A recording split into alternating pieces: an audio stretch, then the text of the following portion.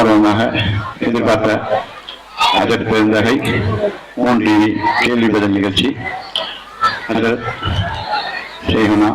ஷேக் ஜமாலி அப்துல்லாஹத் அவர்கள் ஒரு அரை மணி நேரம் பயான் நிகழ்ச்சியும் ஒரு அரை மணி நேரம் இஸ்லாமிய கேள்வி நிகழ்ச்சியும் நடத்துவார்கள்.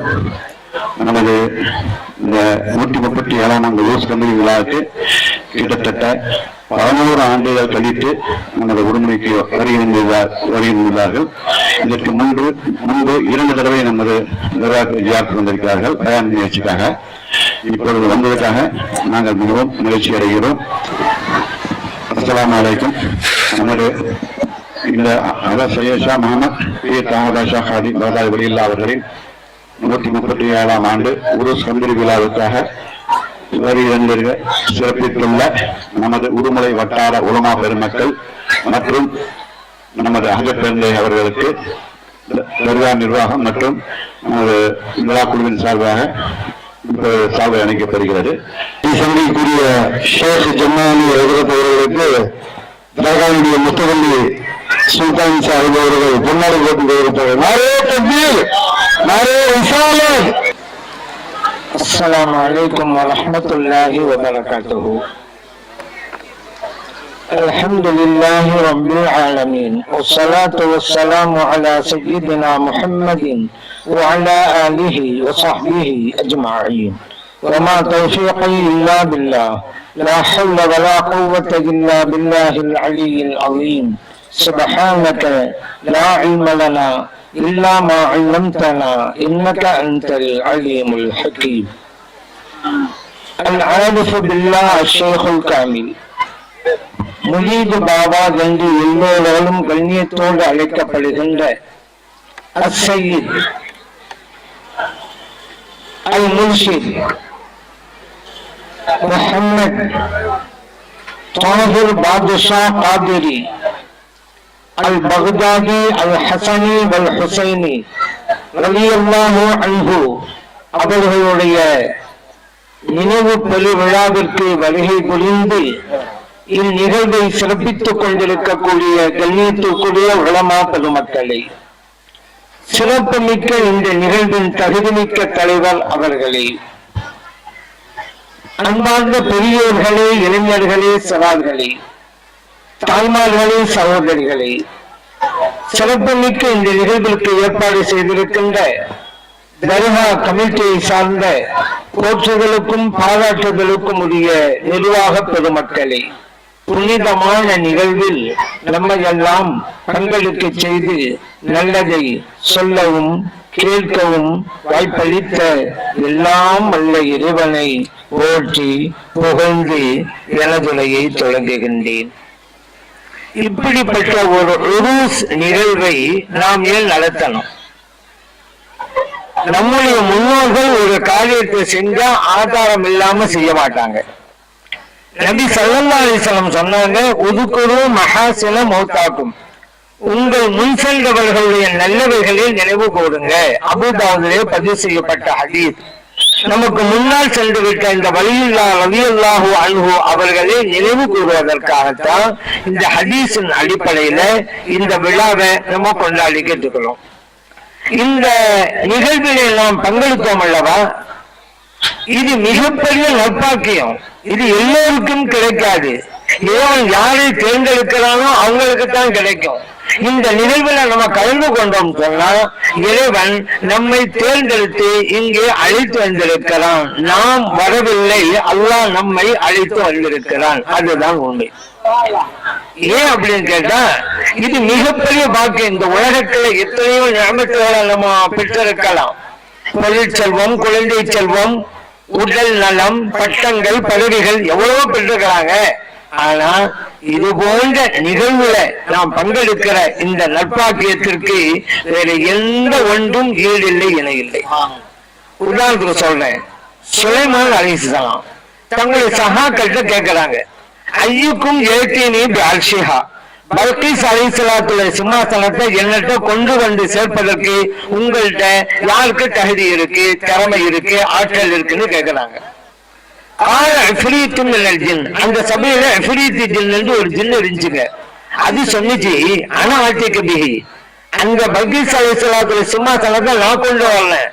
கபில அந்த தக்குவமே நீ மக்காமிக்க சுலைமான் அலைஹிஸ்ஸலாம் அவர்களே நீங்க இருக்கிறீங்கல்ல இந்த இடத்துல இருந்து எழுந்து நிற்பதுக்கு முன்னாடி நான் கொண்டு வந்து சேர்க்கிறேன் என்று ஜின்னு சொல்லுதுங்க. சுலைமான் அலைஹிஸ்ஸலாம் அவருடைய அரண்மனை இருக்கிறது ஷாம், இன்றைக்கு சிரியா. பல்கீஸ் அலைஹிஸ்ஸலாத்துடைய அரண்மனை இருக்கிறது யமன், பன்னூற்றுக்கணக்கான மைல். நீங்க இருக்கிற இடத்துல இருந்து எழுந்திருப்பதுக்கு முன்னால கொண்டு வந்து சேர்க்கிறேங்கிற எல்லாரும் முடியுமா? ஜின்னு சொல்லிச்சு நான் கொண்டு வரலன்னு. காலல்லதையும் கிதாப் அந்த சபையில ஒரு வழியில்லா இருந்தாங்க. இங்க முடிவுக்கு பாவா வழியில்லா எல்லாம் இருக்காங்கல்ல, இந்த மாதிரி வழியில்லா அந்த சபையில இருந்தாங்க. அவங்க சொன்னாங்க ஏங்க இவ்வளவு நேரங்கிறாங்க. ஜின்னு சொல்லிச்சுல ஏன் அவ்வளவு நேரங்கிறாங்க. நான் கொண்டு வர்ற பல்கீஸ் அலைஹிஸ்ஸலாம் சிம்மாசனத்தை இறைக்க தொடுப்புக்க நீங்க கண் மூடி கண் திறப்பதற்கு முன்னால கொண்டு வந்து சேர்க்கிற சொல்லி முடிக்கிறாங்க. சிம்மாசனம் அங்கே இருக்குது. பன்னூற்றுக்கணக்கான மைலுக்கு முன்னால உள்ளத கொண்டு வந்து சேர்த்துட்டாங்க. இவங்க போனாங்களா? போகல, போயிட்டு வந்துட்டாங்க. போகாம கொண்டு இருக்க முடியும்? அங்கதான் இருக்கிறாங்க, போயிட்டு வந்துட்டாங்க, கொண்டு வந்து சேர்த்துட்டாங்க. ஒரு வலியுல்லாவுடைய இந்த ஆற்றலை பார்த்துட்டு சுலைமான் அலைஹிஸ்ஸலாம் சொன்னாங்க. இப்ப இதுக்காக வேண்டிதான் இந்த நிகழ்ச்சியை நான் உங்களுக்கு சொன்னேன். இப்ப நான் சொல்ல போறேன்ல அதுக்காகத்தான். சுலைமான் அலைஹிஸ்ஸலாம் சொன்னாங்க அதான் என் ஃபضீல் ரப்பி, இந்த இறைநேசரை எனக்கு இறைவன் தந்தானே, இது இறைவன் எனக்கு வழங்கிய மாபெரும் அருள்கொடை அப்படின்னாங்க. சுலைமான் அலைஹிஸ்ஸலாத்துக்கு ஆட்சி அதிகாரத்தை அல்லாஹ் கொடுத்தான். அப்ப சொல்லல ஹாதா மின் ஃபضீல் ரப்பி அப்படின்னு.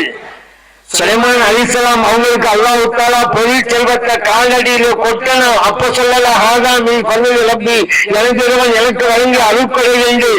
ஆனா ஒரு இறை நேசரை அல்லாஹ் கொடுக்கும் போது அப்ப சொல்றாங்க சுலைமான் அலைஹிஸ்ஸலாம் ஹாதா மின் ஃபضீல் ரப்பி, எனக்கு வழங்கிய மாபெரும் அருள்கொடை தான் இந்த இறை நேசன்.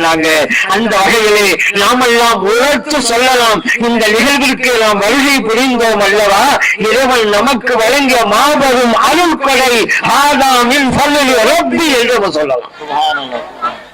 நமக்கு எவ்வளவு கிடைச்சிருக்கும், இந்த நிகழ்வுக்கு வந்ததுதான் மாபெரும் அருள்கொடை. இந்த தர்கா இருக்கு பாத்தீங்களா, இது இறைவனின் அடையாள சின்னம். அதனால எத்தனையோ கட்டிடங்கள்லாம் இருக்கலாம், ஆனா இந்த தர்கா கட்டிடத்துக்கும் மற்ற கட்டிடத்துக்கும் வித்தியாசம் இருக்குங்க. இது நம்ம கண்ணியப்படுத்த வேண்டிய கட்டிடம். இது காரணம் ஒரு இறை நேசரை சுமந்து இருக்கக்கூடிய இடம். இது அல்லாஹ் குர்ஆன்ல சொல்றான், இல்ல சஃபா வல் மர்வத மின் ஷஆயிரில்லாஹ், சஃபா என்ற மலை குன்றும் மர்வா என்கிற மலை குன்றும் இறைவனுடைய அடையாள சின்னங்கள்ங்கிறான். சஃபாங்கிறது ஒரு மலை குன்று, சின்ன மலைங்கிறது. மர்வாவும் அப்படித்தான் இறைவனுடைய அடையாள சின்னம் என்று சொன்னதற்கு காரணம் என்ன தெரியுமா? ஒரு இறை நேசருடைய தொடர்பு அந்த குன்றுக்கு ஏற்பட்டது. ஹஜர் அலைஹிஸ்ஸலாம் அவர்கள் அவருடைய பிள்ளை இஸ்மாயில் அலைஹிஸ்ஸலாம் அவங்களோடு அங்க இருந்த போது குளிக்க தண்ணி இல்லை, இருந்த தண்ணி எல்லாம் முடிஞ்சு போச்சு. அதற்காக யாராவது அந்த பக்கம் போவாங்களான்னு சொல்லி சஃபாங்கிற மருவா இந்த சஃபாங்கிற அந்த மலைக்கு மேல ஏறி பார்க்கிறாங்க. அங்கிட்டு உத்தரவும் இல்லை. அதனால எதிர் திசையில இருக்கிற மருவாவுக்கு வந்து அங்க ஏறி பார்க்கிறாங்க, இந்த பக்கம் யாராவது போறாங்களான்னு. அங்கேயும் உத்தரவும் இல்லை. சும்மாவும் இருக்க முடியாது, தண்ணீரும் வேணும், கணக்கு வேணும், பச்சளம் பாலகம் அவங்க குழந்தைக்கு வேணும். ஆகவே 7 தடவை அங்க எங்கேயும் போறாங்க.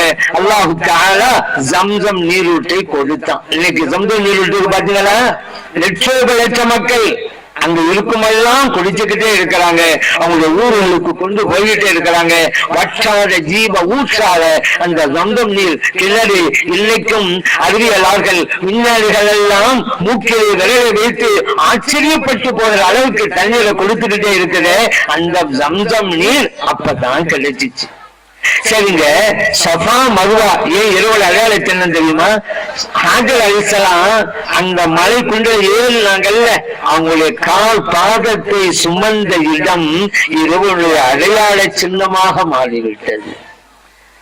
இப்ப நம்ம யோசிக்கலாம், ஒரு இறை நேசருடைய கால் பாதத்தை சுமந்த இடமே இரவுடைய அடையாள சின்னம் தான். இறை நேசருடைய உடலையே சுமந்திருக்கக்கூடிய இந்த இடம் இறைவனுடைய அடையாள சின்னம். சரி, இந்த இறைவன் அடையாள சின்னத்தை மதிக்கணும்னு சொன்னோம் அல்லவா? அப்படி மதிச்சா என்னங்க உங்களுக்கு பரிசு கிடைக்கும்? அல்லாஹ் சொல்றான், பரிசு உண்டு.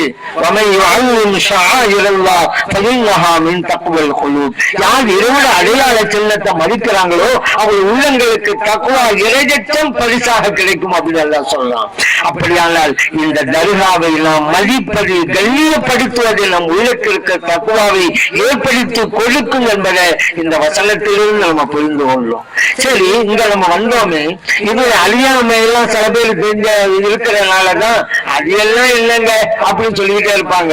விவகாரம் பண்றவங்க விவகாரம் பண்ணிக்கிட்டு தான் இருப்பாங்க. அழியாமையை வெளிப்படுத்துவதற்கு அப்படி செய்யறாங்க. அவங்களுக்கு தான் விஷயம் தெரியல. விஷயம் தெரிஞ்சவங்க சொன்னா கேட்கலாம்ல, அதுவும் கேட்கறது இல்ல. தெரிஞ்ச மாதிரி பேசுறது, தெரிஞ்ச மாதிரி பேசுறதுக்கு ஒரு உதாரணங்கள்ல, அரசாங்க பஸ்ல ஒரு ஆள் ஏறின பிறகு ஏற்றாப்புல ஒரு போட்டோ தொங்கிக்கிட்டு இருந்துச்சு. திருவள்ளுவருடைய போட்டோ. அது ஏறினவனுக்கு அது யாருடைய போட்டோன்னு தெரியல. ஏன்னா மழைக்கு கூட பள்ளிக்கூட ஒழுங்காத ஆளு, அதனால யாருடைய போட்டோவா இருக்குன்னு தெரியல. பக்கத்துல கேட்டான், ஏங்க இது யாருடைய போட்டோ அப்படின்னா. அந்த ஆளுக்கும் தெரியலன்னு சொல்லலாம்ல. தெரிஞ்ச மாதிரி பதில் சொன்னான் அந்த ஆளு, இது இந்த பஸ் ஓனருடைய போட்டோ அப்படின்னு அவன் சொன்னான். இப்போ உடனே இந்த ஆள் கேட்டாரு, ஏங்க போட்டோல ரொம்ப கவலையா உட்கார்ந்துட்டு இருக்கிறாரு அப்படின்னு. அதுக்கு விளக்கம் சொல்றான், பஸ் நட்சத்திரம் ஓடுதான் அப்படிங்கலாம். இந்த மாதிரி தெரியாது, ஆனா தெரிஞ்ச மாதிரி சில பேர் பதில் சொல்லுவாங்க. இந்த வாய்க்கால் கால்வாய்க்கு விளக்கம் சொன்னாங்க. ஆமா, இருக்கு தண்ணி ஓட்டுறது வாய்க்கால் சொல்லுவாங்க, கால்வாய்மாங்க. அது என்ன வாய்க்கால், அது என்ன கால்வாய், அதுக்கு ஒரு விளக்கம் ஒண்ணு இல்லைங்க. தண்ணி ஓடிட்டு இருக்கையில ஒரு ஆள் இறங்கினாரு. வாயை கழுவி போட்டு காலை கழுவுனா வாய்க்காலு, காலை கழுவி போட்டு வாயை கழுவுனா கால்வாயி அப்படின்றால. தெரியாதுன்னு எதுவும் சொல்றது இல்லை, எல்லாம் தெரிஞ்ச மாதிரி சொல்றது. இந்த மாதிரி சில பேர் இருக்கிறாங்க. இந்த இறை நேசர்களுடைய எழுத்துக்கள் நம்ம வந்தோமே, ஏன் வந்தவங்க சொல்லிட்டேன். என்ன செய்யணும், ஹதீஸ்ல என்ன செய்ய சொல்லிருக்கோ அதாங்க செஞ்சுக்கிட்டு இருக்கோம். நபி ஸல்லல்லாஹு அலைஹி வஸல்லம் சொன்னாங்கல்ல, ஜூருல் குபூர், கபர்களை ஜியாரத் செய்யுங்க. அந்த கட்டளையை நிறைவேற்றத்தான் இங்க நம்ம வந்தோம். முஸ்லிம்களை பதிவு செய்யப்பட்ட ஹதீஸ். இதுல என்ன அப்படின்னா, 2 வகை இருக்கு ஜியாரத்து. தனித்தனியா வந்து செய்யற ஜியாரத்து ஒண்ணு, கூட்டாக சேர்ந்து செய்யற ஜியாரத்து இன்னொன்னு. மற்ற வருஷத்துல எல்லா நாட்கள்லயும் தனித்தனியா வந்து செஞ்சுட்டு போனோம். இன்னைக்கு கூட்டமா வந்து ஜியாரத்து செய்யணும். நபி ஸல்லல்லாஹு அலைஹி வஸல்லம் செய்ய சொன்னதை செய்வதற்காக தான் இங்க வந்திருக்கிறோம். அதோட இன்னைக்கு தர்காவுல யாசீன் ஓதப்பட்டது. எத்தனை பேர் வர்றாங்க, உட்கார்றாங்க, யாசீன் ஓதிட்டு இருக்கிறாங்க. இது நபி ஸல்லல்லாஹு அலைஹி வஸல்லம் செய்ய சொன்னது. இக்ராஉ யாசீன் அலா மௌதாக்கும், உங்களின் முன் சென்றவர்களுக்கு யாசீன் சூரா ஓதுங்கன்னாங்க. அபூதாவுல பதிவு செய்யப்பட்ட ஹதீஸ். அதை நிறைவேற்றுவதற்கு தான் இங்க வந்தோம்.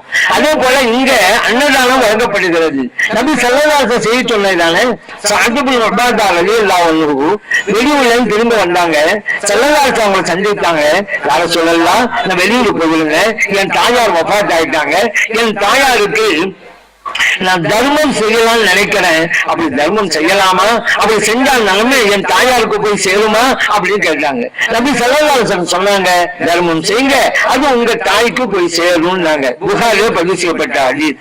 தர்மம் செய்ய வேண்டும் முன் சென்றவர்களுக்கு. தர்மத்திலே சிறந்த தர்மம் சாப்பாடு கொடுக்கிறது தாங்க. தானத்தில் சிறந்த தானம் அன்னதானம் சொல்லுவாங்க அல்லவா, இது நபி ஸல்லல்லாஹு அலைஹி வஸல்லம் செய்ய சொன்னது. அது இன்னைக்கு செய்யப்பட்டிருக்கு. எல்லாம் ஹதீஸின் அடிப்படையிலே இந்த காரியங்கள் நடக்கின்ற போது சில பேர் உட்கார்ந்துக்கிட்டு தங்களுடைய அறியாமை வெளிப்படுத்துவதற்காக அது இல்லை இது இல்லை என்னெல்லாம் சொல்லிட்டு இருக்கிறாங்க. பாருங்க, இறை நேசர்கள் யார்? ஹயாத்துடன் இன்றைக்கும் வாழ்ந்து கொண்டிருப்பவர்கள் தான் இறை நேசர்கள். நம்ம பார்வைக்கு அவங்க தெரியலங்க, ஆனா அவங்க பார்வைக்கு நாமெல்லாம் தெரிகிறோம். ஆகவேதான் ஆயிஷா சித்திகா ரலியல்லாஹு அன்ஹா சொன்னாங்க, நபி ஸல்லல்லாஹு அலைஹி வஸல்லம் அவருடைய ஜியாரத்துக்கும் அபூபக்கர் சித்திகா ரலியல்லாஹு அன்ஹு அவங்க ஜியாரத்துக்கு போகும்போது நான் சாதாரணமா போவேன். ஆனா உமர் ரலியல்லாஹு அன்ஹு அவருடைய நிலைநிறுத்தம் செய்யப்பட்டதுக்கு பின்னால வல்லாஹி அல்லாஹ் சத்தியமா சொல்றேன், மா தஹல்துஹு இல்லா வஅன மஷ்தூதத்துன் அலைய தியாபி, என் ஆடைகளை எல்லாம் நன்றாக அணிந்து கொண்டுதான் போவேன். உமர், அங்க இருக்கிற உமர் ரலியல்லாஹு அன்ஹு அவங்களுக்கு வெட்கப்பட்டு அப்படின்னாங்க. அஹ்மதிலே பதிவு செய்யப்பட்ட ஹதீஸ். கபருக்குள்ளதான் இருக்கிறாங்க உமர் ரலியல்லாஹு அன்ஹு. ஆயிஷா சித்திகா ரலியல்லாஹு அன்ஹா சொல்றாங்க, அவங்களுக்கு வெட்கப்பட்டுக்கிட்டு ஆடைகளை நன்றா அணிஞ்சுக்கிட்டு போவேன். அப்புறம் என்ன அர்த்தம்? இறை நேசர்கள் மண்ணுக்குள்ளே இருந்தாலும் கூட மண்ணுக்கு மேலே இருப்பவர்களை பார்த்து கொண்டிருக்கிறார்கள். அவங்க பார்க்கலன்னு சொன்னா ஏன் ஆடையில் நல்லா அணிஞ்சுட்டு போனாலும் ஏன் சொல்லணும்? அப்படியானால் உள்ளுக்கு இருக்கிற இறை நேசர்களுக்கு நாம் தெரிகிறோம். அதனாலதான் நம்ம என்ன சொன்னாலும் அவங்க கேட்கவும் செய்வாங்க. அவங்க ஹயாத்தா இருக்கிறான்னு சொன்னோம் இல்லவா?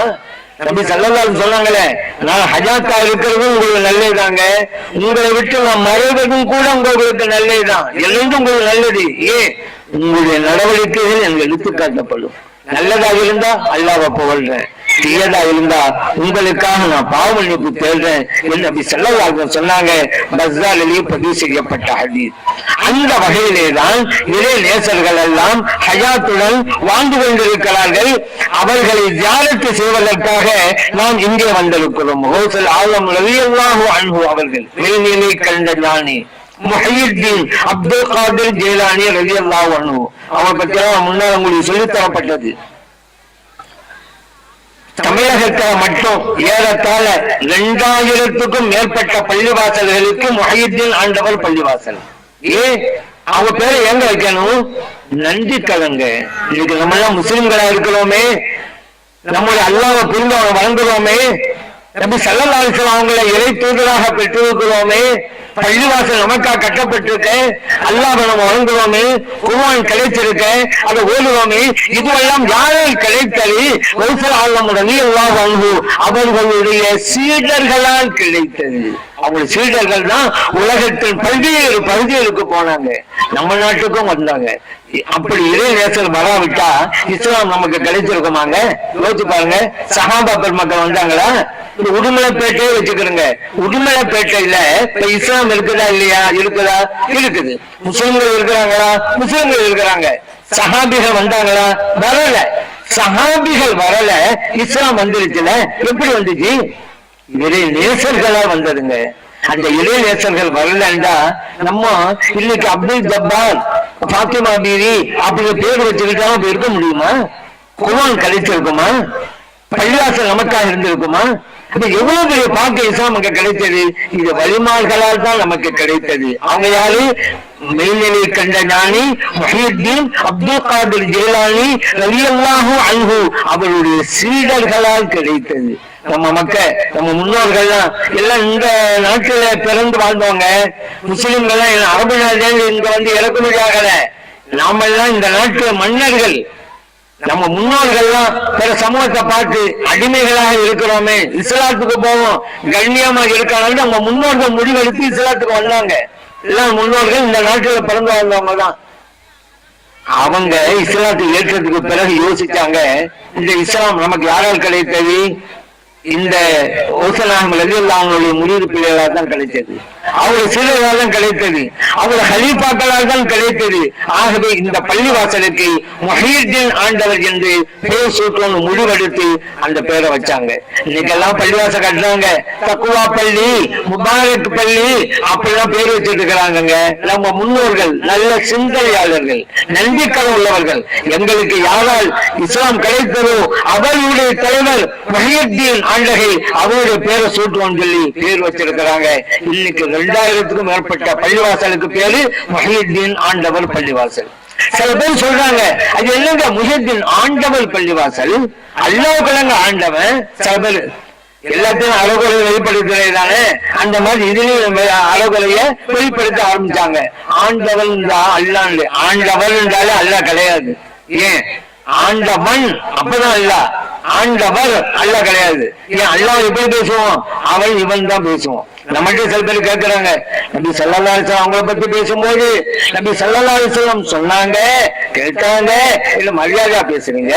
அல்லாஹ்வை பத்தி பேசும்போது அல்லாஹ் சொன்னான், அல்லாஹ் தடுத்தான், மரியாதை எல்லாம் பேசிட்டு இருக்கிறீங்க என்று சில பேர் கேட்கிறாங்க. நான் சொல்றது, அவன் இவன் அல்லாஹ்வை பேசினாதாங்க அது மரியாதை. ஏன்? அவன் இவன் சொன்னாதான் ஒருமை. அல்லாஹ் ஒத்தந்தான். அவர் அப்படிங்கிறது அவன் என்பதின் பன்மை சொல். தமிழ் டிக்ஷனரி எடுத்து பாருங்க. அவர் பன்மை சொல், அவர்கள் அதுவும் பன்மை சொல்லுதான். அவன் என்றாதான் ஒருமை. இங்க நம்ம ஆண்டவர்ங்கிறோம், இதுவே புரிஞ்சு போச்சு இது அல்லாஹ் கிடையாது. முஹய்யித்தீன் ஆண்டவருக்கு தான். அல்லாஹ் இருந்தா ஆண்டவன். தமிழ்ல ஆண்டவன் தான் அர்த்தம், ஆட்சி செஞ்சவங்க அர்த்தம். தமிழகத்துடைய முன்னாள் முதல்வருக்கு இவர் தமிழகத்தை ஆண்டவர் சொல்லத்தானே செய்யணும். நம்ம இந்தியா நாட்டுடைய முன்னாள் பிரதமருக்கு இவர் இந்தியாவை ஆண்டவர் சொல்லத்தானே செய்யணும். அவங்க நிலத்தை ஆண்டாங்க. இந்த வலிமார்கள் நம்முடைய உள்ளத்தை ஆண்டவர்கள், ஆங்கில ஆட்சி செய்தவர்கள். அது மட்டும் இல்ல, இந்த ஆண்டவர் அப்படின்னா நீங்க நிச்சயம் பாருங்க என்ன அர்த்தம்னு, மாண்பு மிக்கவர் அர்த்தங்க.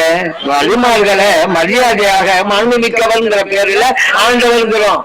ஆனா இந்த விவரம் தெரியாத வகாபிகள் தான் ஆண்டவன் தான் அல்லாவுக்கு தான் ஆண்டவன் அவங்க தெரிஞ்சு வச்சு ஒரு அர்த்தம், அவங்களுக்கு தெரிஞ்ச வைத்திருக்கிற அந்த ஒரு அர்த்தத்தை வச்சுக்கிட்டு குண்டு சட்டுக்கிற குதிரை ஓட்டுன்னு சொல்லுவாங்கல்ல, அந்த மாதிரி ஒரு சப்ஜெக்ட் எடுக்கிறதா இருந்தா ஃபர்ஸ்ட் அது சம்பந்தமான மேட்டுகளை சேகரிக்கணும், அப்புறம் விவாதிக்கணும். சும்மா அறகுறையா தெரிஞ்சுக்கிட்டு தான் தெரிஞ்சதை வச்சுக்கிட்டு பேசிக்கிட்டு அப்படி இருக்கக்கூடாது. வகாபி அப்படிதான் செய்வாங்க. எதுவுமே அறகுறைகள் தான், பாதிய படிக்கிறது மீதியை விட்டுறது, இதே வேலைதான். அதனாலதான் இங்கேயும் அப்படி சொன்னாங்க. சரி, இந்த தர்காக்கள்ல கொடி ஏற்றுறாங்க பாத்தீங்களா? ஏன் கொடி? எல்லாம் ஹதீஸின் அடிப்படையிலங்க. மக்காவை வெற்றி வாங்கி சூடுகிறார்கள் கல்மணி நாயகம் ஸல்லல்லாஹு அலைஹி வஸல்லம் அவர்கள். ஃபத்ஹ மக்கா, மக்கா வெற்றி. நீங்களாம் வரலாற்றை படித்தா தெரியும். வெற்றியா சொன்ன பிறகு ஜுபைர் இப்னு அவ்வாம் ரலியல்லாஹு அன்ஹு கூப்பிடுறாங்க. ஒரு குழியை கொடுத்து ஹஜ்ஜுங்கிற இடத்துல ஊழிடுனாங்க. புகாரியிலே பதிவு செய்யப்பட்ட ஹதீஸ். போய் ஊழிட்டு வந்தாங்க. ஹஜ்ஜு என்ற இடத்தை ஏன் சொன்னாங்க?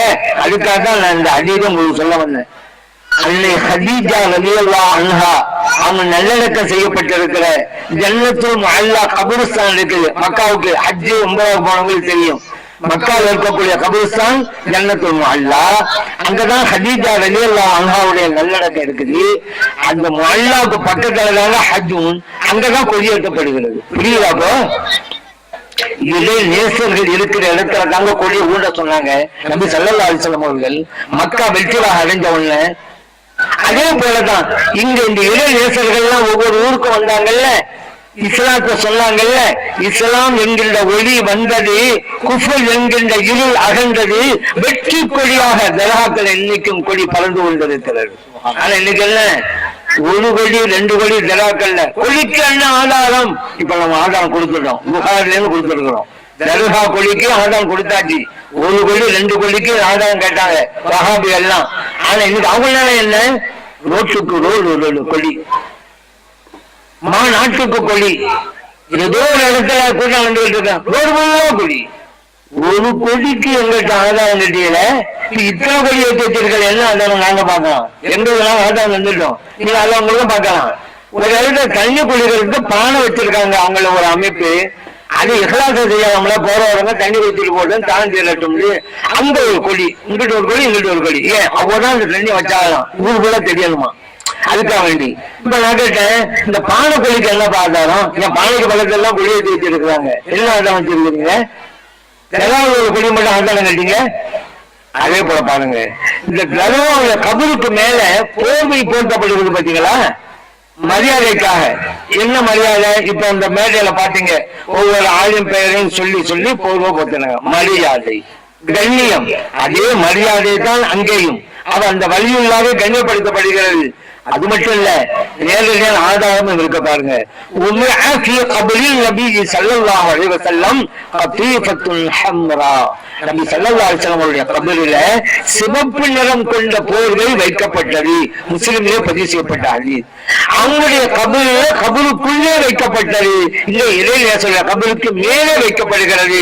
ஆக போர்வை போர்த்தப்படுவது என்பதும் ஹதீஸிலே பதிவு செய்யப்பட்டது.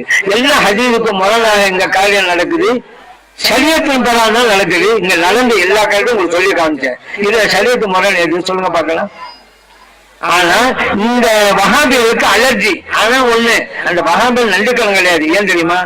நம்ம நீ முஸ்லிமா இருக்கிறது இந்த வழியில்லா மூலமா தானே. அவங்கள போய் எடுத்துக்கிட்டு கிடக்கிறோமே, அவங்க இல்லைன்னா நமக்கு குரான் கிடைச்சிருக்காது. கொஞ்சம் யோசிச்சு பார்த்தாங்களா? இல்லையே. அந்த நன்றி கடை இல்ல. அல்லாஹ் தஆலா நமக்கு நன்றி உணர்வை கொடுத்திருக்கலாம். அந்த இறைவனுக்கு நாம் இதற்காக நமக்கு நன்றி உணர்வு கொடுத்தாலும் அதற்காக அல்லாஹ்வுக்கு நம்ம நன்றி செலுத்தணும்.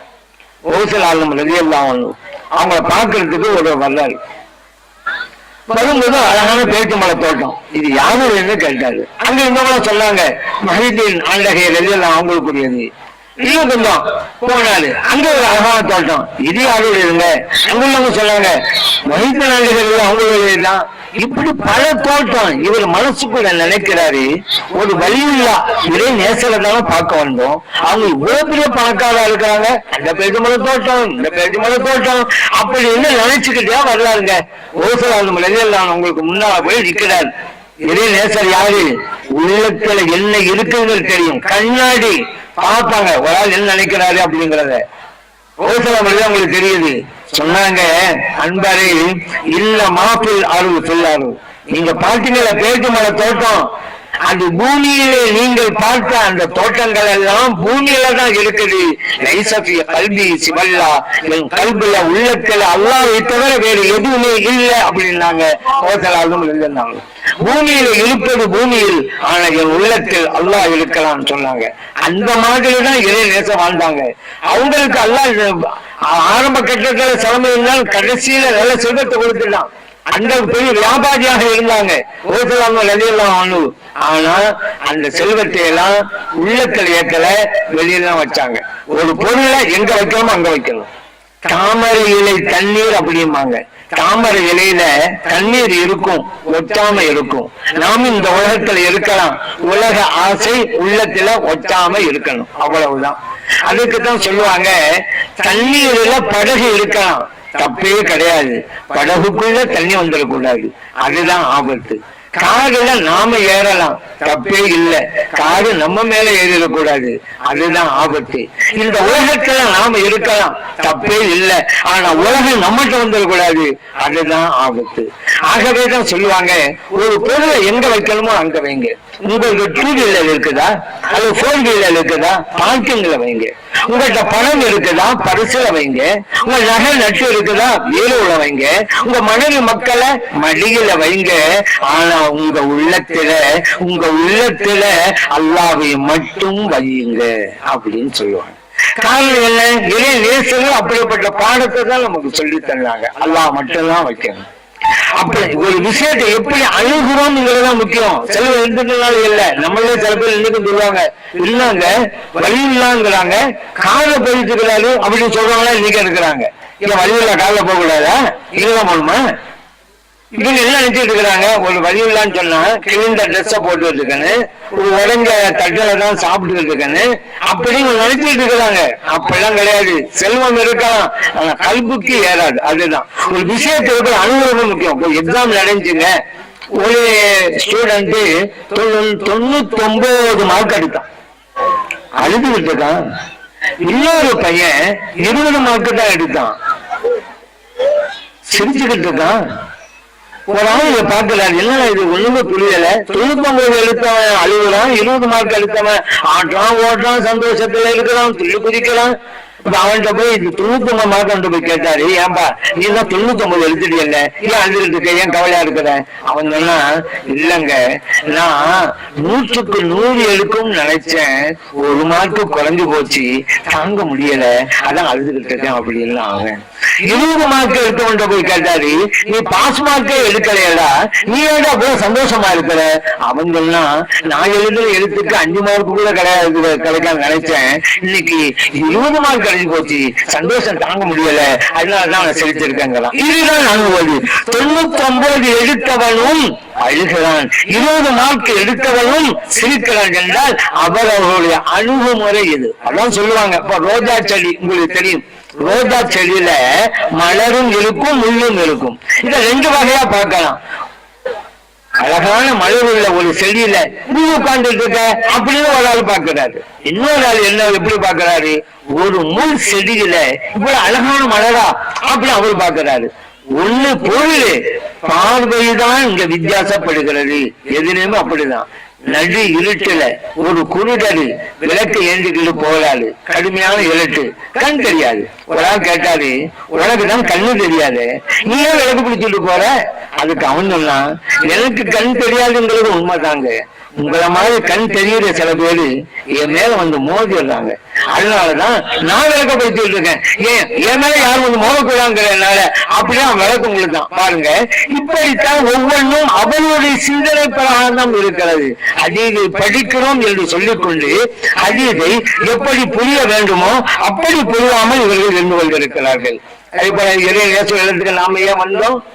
இவருடைய பலக்கத்தை பெறுவதற்காக, இறைவன் நம்முடைய தேவைகளை முறையிடுவதற்காக. இந்த இறை நேச பலக்கத்தால அல்லாஹ்வுத்தால உடனடியாக நம்ம தேவையை நிறைவேற்றி தருவாங்க.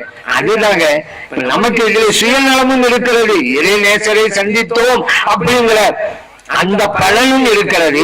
அது அல்லாம சுயநலம் இல்லை. நம்ம எவ்வளவு தேவைகள் இருக்குதுல்ல, எவ்வளவு நாட்டு கருத்துகள் இருக்குதுல்ல, நம்ம அல்லாட்ட தேவையை கேட்டா உடனே தந்துவான உத்தரவாதம் இருக்குதா? இல்லையே. உடனே தருவாங்கிற அளவுக்கு நம்மளை நாம உயர்த்தலை இல்லையும். ஆனா அதே நேரத்துல இது நேசர் மூலமாக அல்லாட்ட கேட்டு வச்சுக்கோங்க, உடனே தருவோம். அதனாலதான் இதெல்லாம் ஹதீஸை படிக்கிறோம். அதை வச்சுதான் நம்ம வந்திருக்கிறோம். புரிந்து கொண்ட நல்ல புத்திமான்கள் புண்ணியம் சுமந்து கொண்டார்கள். சுன்ன ஜமாத்துங்க புரிஞ்சுக்கிட்டோம், அதனால புண்ணியங்களை சுமந்துகிட்டு இருக்கிறோம். ஆனால் புரிந்து கொள்ளாதவர்கள் யாரு? வஹாபிகள். புரிந்து கொள்ளாதவர்களோ புண்ணாகி போனார்கள். பாவம், அவங்க இறக்கப்படணும், பல்வாப்படணும். ஆனா நம்ம பாருங்க, உமர் ரலியல்லாஹு அன்ஹு என்ன செஞ்சாங்க? ஆட்சிகளும் உமர் ரலியல்லாஹு அன்ஹு ஆட்சி காலம் கடுமையான பஞ்சம். அல்லாட்ட கேட்கிறாங்க. அவங்க சும்மா அவங்க நேரடியா கேட்டுக்கலாம்ல, அப்படி கேட்கல. அப்பாஸ் ரலியல்லாஹு அன்ஹு கண்மணி நாயகம் ஸல்லல்லாஹு அலைஹி வஸல்லம் அவருடைய சிறிய தந்தையார் அப்பாஸ் ரலியல்லாஹு அன்ஹு அவங்கள வசீலா வைத்து அல்லாஹ்ட்ட கேட்கிறாங்க. யா அல்லாஹ், இதுக்கு முன்னால உன்னத மழையை கேட்டோம், கண்மணி நாயகம் ஸல்லல்லாஹு அலைஹி வஸல்லம் அவங்க பொருட்டால கேட்டோம், மழையை தந்த. இப்போ உன்னத மழையை கேட்கிறோம், நபி ஸல்லல்லாஹு அலைஹி வஸல்லம் அவர்களுடைய சிறிய தந்தையாரை கொண்டு கேட்கிறோம், மழையை தருவாயாக. கேட்டாங்க, மழை பொழிந்தது. புகாரிலே பதிவு செய்யப்பட்டாது. அமலும் வசீலா தானே. இன்னைக்கு வஹாபிகள் சொன்னாங்கல்ல, அமல் வசீலா, அந்த ஒண்ணு மட்டும்தான் நம்ம சொல்லுவோம். அமலும் வசீலா, நல் அமல்களும் வசீலா, நல் நடிகார்களும் வசீலா. இப்ப நல்லடியாரை வச்சுதான் உமர் தான் கேட்டாங்க.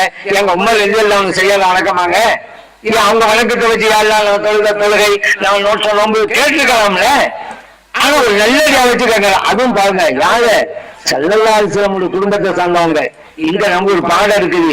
இங்க இருக்கிறாங்கள முரீது பாபா வலியுல்லாஹ் ரலியல்லாஹு அன்ஹு கண்மணி நாயகம் ஸல்லல்லாஹு அலைஹி வஸல்லம் அவருடைய பேர பிள்ளைங்க.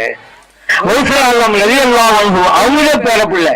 அதனாலதான் ஆரம்பத்தை அவங்க பேரை சொல்லும்போது நான் சொன்னேன், அல் பக்தாதி அல் ஹசனி வல் ஹுசைனின் ஆரம்பத்துல பாத்தீங்களா? ஏன்? ஃபாத்திமா ரலியல்லாஹு அன்ஹா அவங்களுடைய குடும்பத்தை சார்ந்தவங்க. தந்தை வழி ஹசன் ரலியல்லாஹு அன்ஹு, தாய் வழி ஹுசைன் ரலியல்லாஹு அன்ஹு. அதனாலதான் ஹசனி ஹுசைனி அப்படி நம்ம சொன்னோம். அந்த ஸல்லல்லாஹு அலைஹி வஸல்லம் குடும்பத்தை சார்ந்தவங்க. இவங்களுடைய பொருட்டால் அல்லாஹ் நம்ம கேட்டோமோ வச்சுக்கிறோங்க, அல்லாஹ் உடனடியாக நமக்கு தருவாங்க. அதனாலதான் நம்ம இங்க வந்திருக்கிறோம். எல்லா நாட்டை கேளுங்க. இதனால் வரைக்கும் உங்களுக்கு சிரமங்கள் இருந்திருக்கலாம், கடன் தொல்லைகள் இருந்திருக்கலாம், கஷ்டங்கள் இருந்திருக்கலாம், நஷ்டங்கள் இருந்திருக்கலாம். கேளுங்க அல்லாட்ட. இந்த வலிமாவுடைய பொருட்டால எல்லாமே நம்ம கேட்டதெல்லாம் கிடைக்கும். ஏன்? ஹதீஸ் அப்படி சொல்லுகிறது. புகாரிலே பதிவு செய்யப்பட்ட ஹதீஸ் நமக்கு சொல்லி காட்டுகிறது. ஆகவேதான். அது மட்டும் இல்ல, இந்த இறை நேச இடத்துக்கு நம்ம வந்திருக்கிறோம். ஏன்? நல்லோர்களோடு சேரும் பொழுது நாமும் நல்லோர்களாக மாறுறோம். அதுதான் காரணம். நல்லவர்கள் சேர்ந்தாக்கா நல்ல. அதனால குர்ஆன்ல யா அய்யுஹல்லதீன ஆமனு தகுல்லாஹ் வகூனு மஅஸ் ஸாதிகீன், இறை நம்பிக்கையாளர்களே இறையச்சத்தை பெறுங்கள், நல்லடியார்களோடு இருங்கள் என்று அல்லாஹ் சொல்லலாம். நல்லடியார்களோடு இருக்க சொல்லியிருக்காங்கல்ல, அதனாலதான் நல்லடியார்கள் இருக்கிற இடத்துக்கு நம்ம எல்லாம் வந்திருக்கிறோம். அப்படி இருக்கும் நமக்கு ஒரு சிறப்பு கிடைக்கிறது. ஒரு பொருள் யாரோட சேர்க்கிறதோ அந்த சிறப்பு கிடைக்கும்ல. உதாரணத்துக்கு பாருங்க, மழை பெய்யுது. இப்ப இந்த தண்ணிக்கு என்ன சொல்லுவீங்க? மழை நீர் அப்படின்னு சொல்லுங்க. மழை தண்ணி, மழை நீர் அப்படின்னு சொல்லுவீங்க. அந்த மழை ஒரு கிணத்துல விழுந்துச்சுன்னு வச்சுக்கிறேங்க, கிணற்று நீர் என்கிறோம், பேர்ப்ப மாறுது.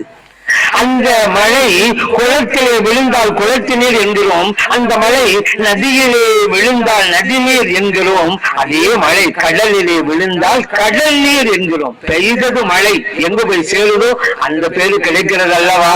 நாமும் அப்படித்தாங்க, எங்க போய் சேர்றோமோ அந்த பேர் கிடைக்கும். நல்லடியார்களோட இருங்க, நல்லடியார்களாக நீங்க மாறிடுவீங்க. அது உதாரணம் சொல்லவா? ஒரு சின்ன ஒரு புளி கல்ல எடுத்தீங்க, தண்ணியில போட்டீங்க, உள்ள போயிடும். எல்லாரும் தெரிஞ்சதானே, என் கல்லு மிதக்குமா? கல்லு மிதக்காது, சின்ன கல்லு தான், புளி கல்லு உள்ள போச்சு. அடுத்து ஒரு பலகை எடுத்தீங்க, தண்ணியில போட்டீங்க, மிதக்குது. ஏன்? பலகையின் இயற்கை பண்பு மிதப்பது. அப்ப கல்லு இயற்கை பண்பு மூழ்குவது மூழ்கி போச்சு, பலகை இயற்கை பண்பு மிதப்பது மிதந்துகிட்டு. சரிதானா? இது தெரிஞ்சு போச்சு. அடுத்து வாங்க, இந்த பலகை எடுத்து ஒரு படகு போட் அது செஞ்சோம். அந்த போட்டை படகை தண்ணியில விட்டோம், கடல்ல அதுல விட்டோம்னு வச்சுக்கிறோங்க. சரி, இப்ப படகு இருக்குது, கடல்ல நிக்க வச்சுக்கிறோங்க. அந்த படகுக்குள்ள கல்ல வச்சோம், சின்ன கல் இல்ல, பாறாங்கல், முரட்டு பாறாங்கல்ல அந்த படகுக்குள்ள வச்சோம். அந்த கல் இப்போது மூழ்காமல் இருக்கிறது. சின்ன புலிக்கல்ல போட்டும் உள்ள போனுச்சு தண்ணிக்குள்ள. இப்ப பெரிய கல்லே மூழ்காம இருக்குது. ஏன் தெரியுமா? மூழ்காது என்கின்ற பண்புடைய பலகையோடு இது சேர்ந்திருப்பதால் இதுவும் மூழ்காமல் இருக்கிறது. எங்க சேர்ந்து அது அதுவா மாறும். ஆகவேதான் நல்லடியார்களோட நல்லதோடு இருந்தால் நம்ம கல்புக்கு உயிர் கிடைக்கும். எப்படி மூசா அலைஹிஸ்ஸலாம் அவங்ககிட்ட அல்லாஹ் சொன்னான், ஹில்ர் அலைஹிஸ்ஸலாத்துல போய் பாருங்க அப்படின்னு. மூசா அலைஹிஸ்ஸலாம் கேட்டாங்க, நான் அவங்களை போய் பார்க்கிறேன், அவங்க எங்க இருக்கிறான்னு சொல்லித்தா இறைவனே. அப்ப அல்லாஹ் சொன்னா, ஒரு மீனை எடுத்து சமைச்சுக்கிறேங்க, கடற்கரை வழியா போங்க, அந்த மீன் எங்க உயிர் பெறுதோ அங்கதான் ஹில்ர் அலைஹிஸ்ஸலாம் இருக்காங்க அப்படின்னு அல்லாஹ் சொன்னான். மூசா அலைஹிஸ்ஸலாமும் மீனை சமைச்சு எடுத்து போயிட்டே இருந்தாங்க. கடற்கரை வழியா போயிட்டே இருக்கும்போது ஒரு இடத்துல அந்த மீன் உயிர் பெற்றுச்சு. இங்கதான் ஹில்ர் அலைஹிஸ்ஸலாம் இருக்கிறாங்க அப்படின்னு நினைச்சுக்கிட்டு அந்த ஹில்ர் அலைஹிஸ்ஸலாத்தை சந்திச்சுக்கிட்டாங்க. இது நமக்கு தெரிஞ்ச விசேஷம் தான்.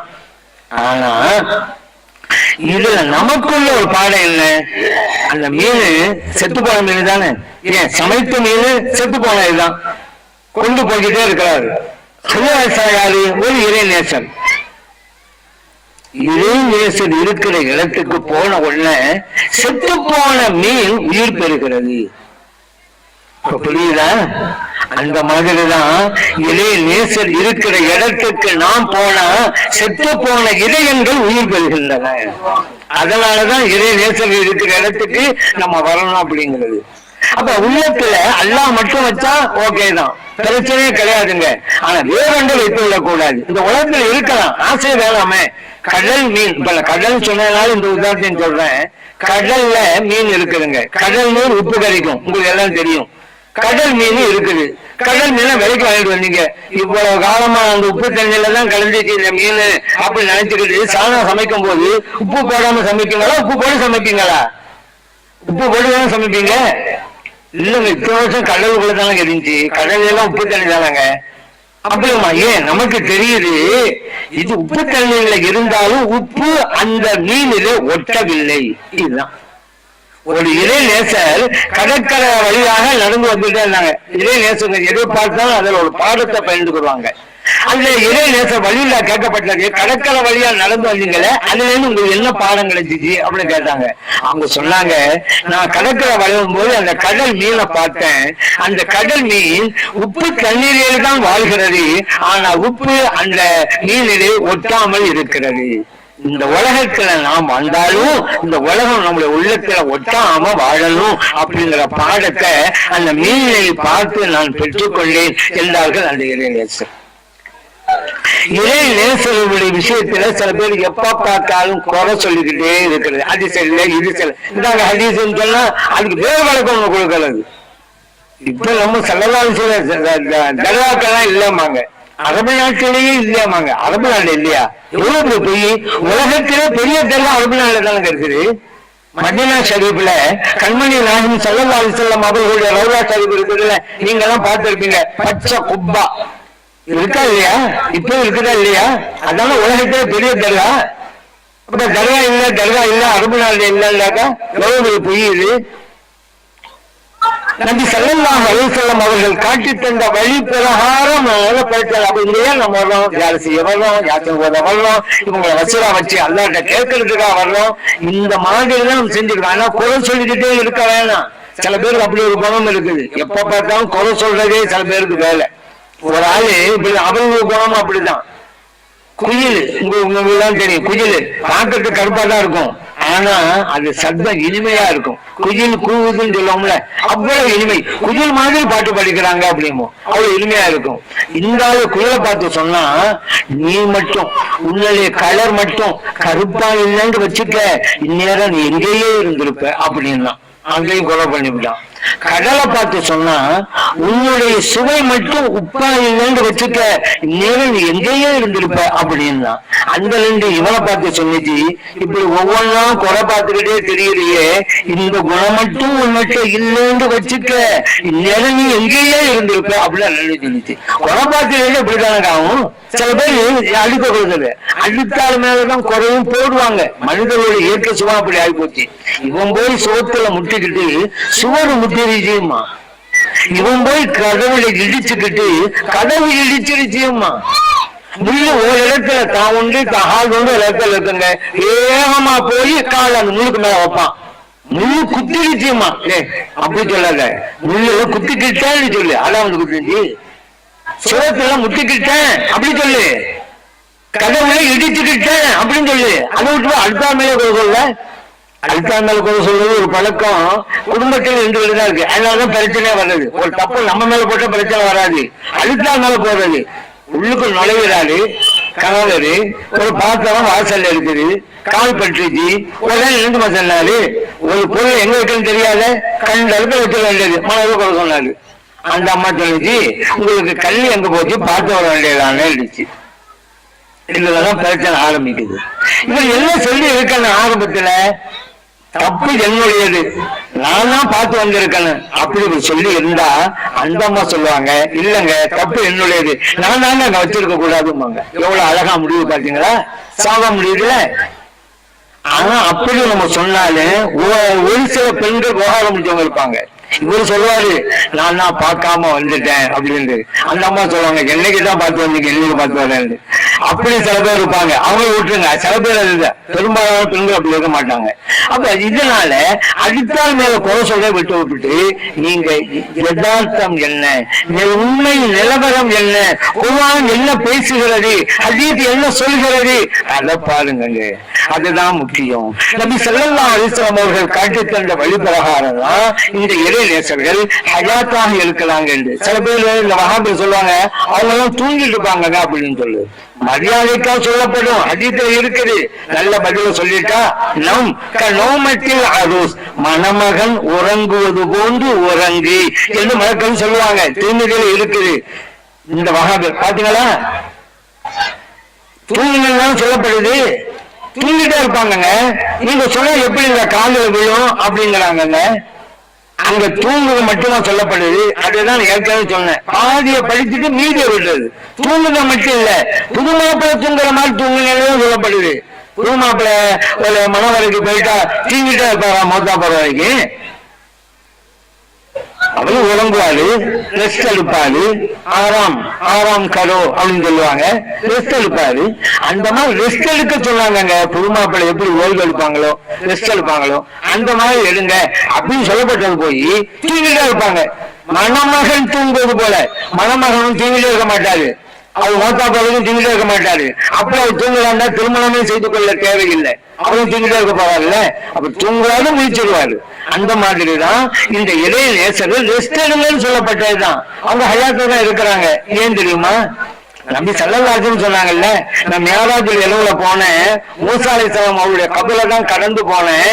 அவர்கள் யுஸல்லி ஃபீ கபரிஹி, கபரில நின்று தொழுதுகிட்டு இருந்தாங்க, நான் பார்த்தேன். முஸ்லிம்ல பதிவு செய்யப்பட்ட ஹதீஸ். அவங்க மூசா அலைஹிஸ்ஸலாம் தூங்கிட்டே இருந்தா எப்படி தொழுவாங்க, நின்றுகளே தூங்கிட்டு இருக்கிறாங்க. இப்ப இதெல்லாம் நம்ம என்ன அறிவிக்குது, ஹயாத்தா இருக்கிறாங்க. அதே போல ஒரு சஹாபி ஸல்லல்லாஹு அலைஹி வஸல்லம் கிட்ட போறாங்க, யார சொல்லலாம், நான் ஒரு இடத்துல டென்ட் அடிச்சேன், கூடாரம், அது ஒரு கபூர் இருந்த இடம். ஆனா எனக்கு தெரியாத கபூர் இருக்கிறது. நான் 10th அடிச்சு இருக்கும் போதுதான் உள்ளுக்கு கபூருக்குள்ளே இருந்து சூரத்து முழுக்க அத்தியாயம் ஓதப்படுறதை என் காதால கேட்டேன். ஆளுத்திலிருந்து கடைசி வரைக்கும் ஓதப்படுறதை என் காதால கேட்டேன். சொல்லலாம் சொன்னாங்க, இதழ் மணியால் முஞ்சியா தோழரே, கபூருக்குள்ள இருக்கிறவரும் இந்த சூறாவை ஓதினாரு. ஏன் தெரியுமா? இந்த சூறாவை ஓதினா நரக வேதனையை தடுக்கும், வெற்றியை கொடுக்கும். ஆகவே நான் தூங்குதலை பதிவு செய்யப்பட்ட அது. இப்ப நான் கேட்கிறேன், அந்த கபூருக்குள்ள இருக்கிறவங்க தூங்கிட்டே இருந்தா எப்படி முழுக்க சூறாவை ஓதுனாங்க? நபி ஸல்லல்லாஹு அலைஹி வஸல்லம் அவங்களுக்கு நாம இப்ப ஸலவாத்து ஸலாமும் சொல்றோம் அல்லவா, எழுத்து காட்டப்படுதுங்க. இப்போ பயான்ல நபி ஸல்லல்லாஹு பேர் வந்தோன்னு எல்லாமே ஸலவாத்து சொல்றீங்க. மலக்குமார்கள் ஸல்லல்லாஹு அலைஹி வஸல்லம் அவருடைய சமூகத்திற்கு தர்பாருக்கு சென்று, இல்ல அடியார் இன்னாருடைய மகன் இன்னார், இன்னாருடைய மகள் இன்னார், யார சொல்லலாம் உங்களுக்கு சலாம் சொன்னாங்க, ஸலவா சொன்னாங்க. எடுத்து காட்டப்படுது அபூதாவுதுல நசாயில பதிவு செய்யப்பட்ட ஹதீஸாச்ச. இங்க நம்ம உதுமலையிலே இருக்கிறோம். நம்முடைய பெயர் மதீனாவிலே உச்சரிக்கப்படுகிறது. நம்ம பெயர் மட்டும் இல்ல, நம்முடைய தாயின் பெயர் அங்கே உச்சரிக்கப்படுகிறது, நம்முடைய தந்தையின் பெயர் உச்சரிக்கப்படுகிறது. அந்த பாக்கியம் எங்களுக்கு ஸலவாத்து தானே. ஸல்லல்லாஹு அலைஹி வஸல்லம் ஹயாத்தா இருக்க போதுதான் உடனே எடுத்து காட்டப்படுது. தூங்கிட்டு இருந்தாங்க என்ன வழங்குறாங்க ஹதீஸ. அதனால இந்த இருக்கிற நல்லடியார்கள் ஹயாத்து வாழ்ந்து கொண்டு இருக்கிறார்கள். அவர்களுடைய உடல் கூட பாதுகாக்கப்படும். நபிமார்களுடைய உடல் பாதுகாக்கப்படுறதுல அந்த மாதிரி இவருடைய உடலும் பாதுகாக்கப்படும். மண் தீந்தாவி பொது கபூர்ஸ்தான்ல நீங்க ஒரு ஆள் அடக்கம் செஞ்சாச்சு, 10 வருஷம் 15 வருஷம் கழிச்சு அந்த இடத்த பாருங்க, ஒரு எலும்பு துண்டு கூட இருக்காது. ஆனா இங்க கியாமத் நாள் வரைக்கும் இவருடைய உடல் பாதுகாக்கப்படும். இதை நான் சொல்லல, புகாரி சொல்லி காட்டுகிறது. இப்ப நம்ம சொன்னா இவர் சொன்னா நம்பணுமா அப்படின்னு கேட்கலாம். அப்படின்னு கேட்கறதுக்கு உரிமை இருக்குது. ஆனா புகாரிலே பதிவு செய்யப்பட்ட ஹதீஸ் சொல்லுங்கன்னா நீங்க கேட்டுதான் ஆகணும். நபிமார்களை பத்தி ஸல்லல்லாஹு அலைஹி வஸல்லம் தெளிவா சொல்லிட்டாங்க. இல்லல்லாஹ ஹர்ரம அலல் அர்மி அன் தௌகுல் அஜ்சாதல் அம்பியா, நிச்சயமாக அல்லாஹ் நபிமார்களின் புனித உடலை இந்த மண்ணுக்கு ஹராமாக்கி விட்டான், மண் சாப்பிடாது. இப்படி மாட்டாலே பதிவு செய்யப்பட்ட ஹதீஸ். அவங்களோட பாதுகாக்கப்படும். வழிமார்க்கம் அப்படித்தான். உதாரணம் சொல்லவா, ஜாபிர் இப்னு அப்துல்லா ரலியல்லாஹு சொல்றாங்க, உஹது யுத்தத்துல என் தந்தையார் ஷஹீத் ஆயிட்டாங்க. அவங்க பேர் அப்துல்லா ரலியல்லாஹு அன்ஹு. அவங்களோட சேர்ந்து இன்னொரு தோழரை சேர்த்து அடக்கம் செஞ்சுட்டாங்க. இது என் உள்ளத்தை உறுத்திக்கிட்டே இருந்துச்சு. என்னதான் இருந்தாலும் நம்ம வாப்பாவை தனியா அடக்கம் செய்யணும். அதனால 6 மாதங்கள் கழித்து அந்த இடத்துக்கு போனேன், தோண்டினேன், என் வாப்பாவுடைய உடலை எடுத்தேன். என்ன ஆச்சரியம், எந்த சிதைவும் சேதாரமும் இல்லை, அன்று வைத்தது போல் இருந்தது. புகாரிலே பதிவு செய்யப்படுது. 6 மாதங்கள் கழிச்சு. இந்த 2 பாயிண்ட் இருக்கு. 6 மாதம் கழிச்ச பிறகு உடல் அப்படியே இருக்குங்கிறது ஒண்ணு. இன்னொன்னு, 6 மாதங்கள் கழித்து இவங்க போறாங்கன்னு சொன்னா எவ்வளவு பெரிய நம்பிக்கை அவங்ககிட்ட இருக்காங்க. நம்ம அப்பாவை விட அப்படியே தான் இருக்கும். அப்படி நினைக்கப்பட்டாங்க போறாங்க. இதாங்க சஹாபிகள். அப்ப இந்த அப்துல்லா ரலியல்லாஹு அன்ஹு நபியா இல்ல, சஹாபி, ஒரு இறை நேசர். அவங்களோட பாதுகாக்கப்படுதுல. நானா சொன்னேன், புகாரிலே சொல்லுது. அதுக்கு உமர் ரலியல்லாஹு அன்ஹுடைய கால்பாதம் 86 வருஷத்துக்கு பிறகு அப்படியே இருந்துச்சு. வலீத் இப்னு அப்துல் மலிக் ஆட்சி காலம். ஸல்லல்லாஹு அலைஹி வஸல்லம் புனித லவ்லா ஷரீஃப் சோறு இடிஞ்சிருச்சு. அதெல்லாம் புனர் நிர்மாணம் பண்ணாங்க, குழு தோண்டினாங்க, கால் தெரியுது. வேலை செஞ்சவங்க எல்லாம் பயமாயி போச்சு. ஏன்னா 3 கபர் அங்க இருக்கு. ஸல்லல்லாஹு அலைஹி வஸல்லம், அபூபக்கர் சித்திக் ரலியல்லாஹு அன்ஹு, உமர் ரலியல்லாஹு அன்ஹு, 3 பேர் கபர் இருக்குது. அப்படியே நிறுத்தி விட்டாங்க. யாரு கால் தெரியல. அவங்க நினைச்சாங்க நபி ஸல்லல்லாஹு அலைஹி வஸல்லம் காலா இருக்குமோ அப்படின்னு நினைச்சாங்க. வேலை செஞ்சவங்க எல்லாம் அவங்களுக்கு தெரியாதுல்ல. அப்ப பொதுவா ரலியல்லாஹு வந்தாங்க. தாபிஈ உமர் ரலியல்லாஹு கூட அவங்க சேர்ந்து வாழ்ந்தவங்க. வந்தாங்க, பார்த்தாங்க, சொன்னாங்க, வல்லாஹி அல்லாஹ் சத்தியமா சொல்றேன், மாஹிய இல்லா கதமு உமர், இந்த கால்பாதம் உமர் ரலியல்லாஹு அன்ஹு அவர்களுக்குரியது அப்படின்ட்டாங்க. புகாரிலே பதிவு செய்யப்பட்ட ஹதீஸ். 8 வருஷத்துக்கு பிறகு உமர் ரலியல்லாஹு அன்ஹு இந்த உலகை விட்டும் மறைந்தது ஹிஜ்ரி 23. வலீத் இப்னு அப்துல் மலிக் ஆட்சிக்கு வந்தது ஹிஜ்ரி 86. 60 வருஷத்துக்கு மேலாகி போச்சுங்க. உமர் ரலியல்லாஹு அன்ஹு கால்பாதம் அப்படி இருக்கிறது நான் சொல்லவில்லை, புகாரி சொல்லி காட்டுகிறது. அவங்க உமர் ரலியல்லாஹு அன்ஹு நபியா இல்ல, சஹாபி. இறை நேசர்களின் உடல்களையும் அல்லாஹ் பாதுகாக்கிறான். ஹயாத்துடன் இருக்கிறார்கள், உடலும் பாதுகாக்கப்படுகிறது. அப்படிப்பட்ட புனிதமான இடத்திற்கு தாங்க வந்திருக்கிறோம். அந்த இறை நேசருடைய பரக்கத்தால நம்முடைய வாழ்விலே அல்லாஹ் வெற்றியை தந்தருவானாக. வளமான வாழ்வையும் நலமான வாழ்வையும் நிரப்பமாக கொடுத்தருவானாக. ஹலாலான பொருள் செல்வங்களையும் சாலிஹான குழந்தை செல்வங்களையும் குன்றாமல் குறையாமல் நிறையவே கொடுத்தருவானாக. குழந்தை பாக்கியத்திற்காக யாரெல்லாம் துவா செய்ய சொன்னாங்களோ அவங்களுக்கெல்லாம் சாலிஹான குழந்தை பாக்கியத்தை அதிகமாக அல்லாஹ் கொடுத்தருவானாக. நம்முடைய தொழில் துறையில் முன்னேற்றத்தை தந்தருவானாக. இந்த இறை நேசருடைய பரக்கத்தான இந்த துவாவை அல்லாஹ் கபூல் செய்து அருள்வானாக. இந்த தினத்தை யாரெல்லாம் முன்னின்று நடத்துகிறார்களோ, இதற்காக யாரெல்லாம் உதவி செய்தார்களோ, உடலாலும் பொருளாலும் நேரத்தாலும் யாரெல்லாம் உதவி செய்தார்களோ அவர்களுக்கும் அவருடைய பிள்ளைகளுக்கும் அவருடைய குடும்பத்தினர்களுக்கும் நமக்கும் நம் குடும்பத்தினர்களுக்கும் நீடித்த ஹயாத்தை அல்லாஹ் தந்தல்வானாக. மனசுக்கு ராகத்தை கொடுத்தல்வானாக. சந்தோஷமான வாழ்க்கையை தந்தல்வானாக. உடல் உறுப்புகளுக்கு சலாமத்தை தந்தல்வானாக. ஆமீன். அல்ஹம்துலில்லாஹி ரப்பில் ஆலமீன். யா ரசூலல்லாஹ் யா ரசூலல்லாஹ் யா ஹபீபல்லாஹ் யா ஹபீபல்லாஹ்.